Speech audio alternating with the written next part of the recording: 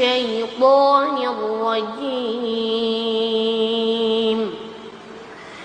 بسم الله الرحمن الرحيم وأما القاسطون فكانوا لجهنم حطبا. سبحان اللہ، سبحان اللہ، اللہ اکبر، اللہ اکبر۔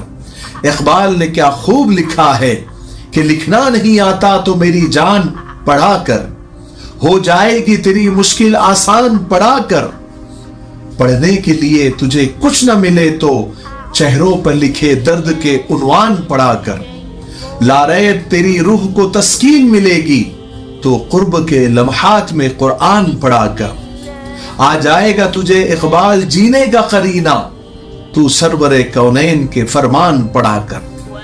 یہ خوبصورت چہرے اور خوبصورت آواز کا مالک یہ بچہ آج کل سوشل میڈیا پر کافی وائرل ہو رہا ہے، کافی گردش کر رہا ہے۔ اس کے بارے میں یہ بتایا جا رہا ہے کہ یہ ڈھنگ سے بات بھی نہیں کر سکتا، بہت زیادہ ہکلاتا ہے، اس کا بات کرنا مشکل ہے۔ سوشل میڈیا کی ہی خبر ہے، ایسا لوگ کہہ رہے ہیں کہ یہ بچہ بنگلہ دیش کا ہے، لوگ تو یہاں تک کہہ رہے ہیں کہ یہ بچہ گونگا ہے اور صرف قرآن پاک کی تلاوت کے لیے ہی اس کی آواز کھلتی ہے۔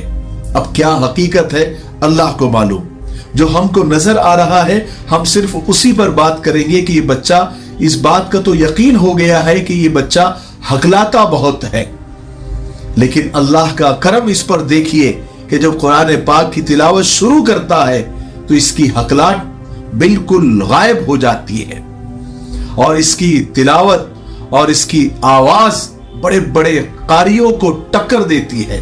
آپ خود سن سکتے ہیں، آپ نے سنا بھی۔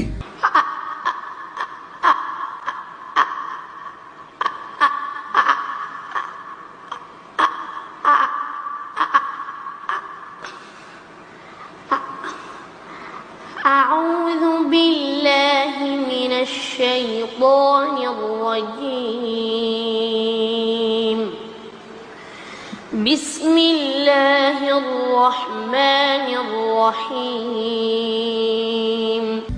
جب قرآن پاک کی بچہ تلاوت کرتا ہے تو یقین ہی نہیں آتا کہ اس بچے کو کوئی بولنے کا مسئلہ ہے یا یہ بچہ ہکلاتا ہے یا اس کو بولنے میں کچھ پرابلم ہے۔ یہ بچہ جب قرآن پاک کی تلاوت شروع کرتا ہے، قرات شروع کرتا ہے تو سب کو مسحور کر دیتا ہے، اس کی ہکلاہٹ بالکل غائب سی ہو جاتی ہے۔ اب جب قرآن پاک کی تلاوت کو ختم کرتا ہے تو پھر سے ہکلانا شروع کر دیتا ہے۔ یہ اللہ کا کرم ہے اس کے اوپر۔ اللہ تبارک و تعالیٰ نے قرآن پاک میں خود فرمایا کہ ہم نے قرآن پاک کو تمہارے لیے آسان کر دیا ہے۔ حالانکہ یہ اللہ کا کلام ہے لیکن انسانوں کی زبان سے اللہ تعالیٰ ادا کرواتا ہے، ہماری زبان سے یہ ادا ہو جاتے ہیں۔ اللہ کا کلام ہے، اتنا جلالی کلام ہے، لیکن اللہ نے ہماری زبان کے لیے ہمارے لیے اس کو آسان کر دیا ہے تاکہ ہم اللہ کے قریب ہو جائیں۔ لیکن ہمارے لیے کتنی افسوس کی بات ہے اور سوچنے والی بات ہے کہ ہم پوری طرح صحت مند ہونے کے باوجود ہم نے قرآن پاک کی تلاوت کو چھوڑ دیا، اس کو سمجھ کر پڑھنا چھوڑ دیا، اس پر عمل کرنا چھوڑ دیا اور تلاوت کلام پاک سے بھی دور ہو گئے۔ ہم میں سے کتنے لوگ ایسے ہیں جو قرآن پاک کی تلاوت پابندی سے کرتے ہیں، ترجمہ، تفسیر، عمل کرنا تو دور کی بات ہے، صرف تلاوت ہم سے پابندی سے نہیں ہو پاتی۔ اسی لیے تو کہتے ہیں کہ وہ معزز تھے زمانے میں مسلمان ہو کر اور ہم خوار ہوئے تاریخ قرآن ہو کر۔ اللہ کے لیے آج سے ارادہ کریں کہ ہم قرآن پاک کی تلاوت کریں گے بھی، اس کو سمجھ کے بھی پڑھیں گے اور اس پر عمل کرنے والے۔ یقیناً اس بچے کے پیچھے اس کے ماں باپ کی، اس کے اساتذہ کی تربیت کا بہت بڑا ہاتھ ہے۔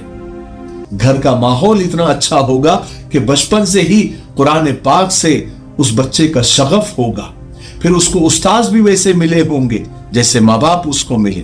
اس لیے اچھے ماں باپ کا ملنا، دیندار ماں باپ کا ملنا اور پھر ماحول کا اچھا ملنا اور اچھے اساتذہ کا ملنا، اچھے ٹیچرز کا ملنا، ये बहुत बड़ी नेमत होती है कि बच्चा फिर उसी माहौल में ढलता चला जाता है। उसको हर बात के बोलने में मसला है, लेकिन कुरान पाक की तिलावत करने में उसको कुछ मसला नहीं है।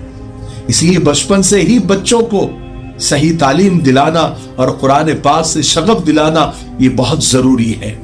किसी ने बड़ी अच्छी बात कही है कि बच्चों को अपने दीन और ईमान सिखाओ, इस्लाम की बुनियाद की पहचान सिखाओ, दुनिया की किताबों का इल्म भी उन्हें दो, लेकिन पहले है जरूरी उन्हें कुरान सिखाओ।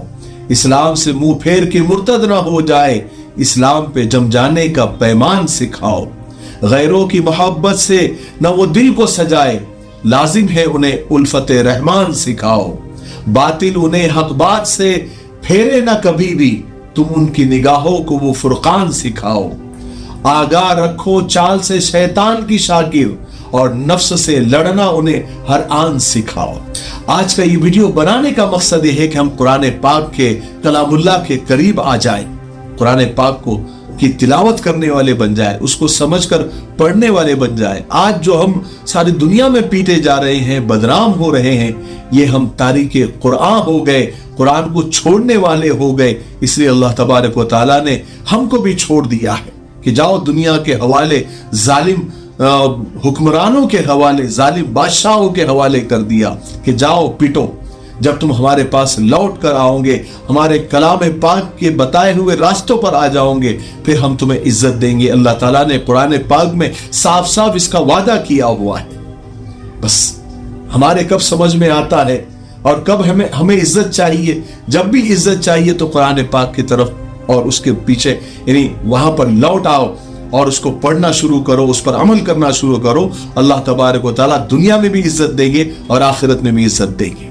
मुझे उम्मीद है कि आज की वीडियो से हमको बहुत कुछ सीखने को मिला होगा। तब तक मेरे लिए, पूरी उम्मत के लिए, पूरी इंसानियत, पूरी मानवता के लिए और हमारे प्यारे मुल्क भारत के लिए, यहाँ की अमन शांति तरक्की उन्नति के लिए खूब दुआएं करते रहें। अस्सलामु अलैकुम व रहमतुल्लाहि व बरकातहू।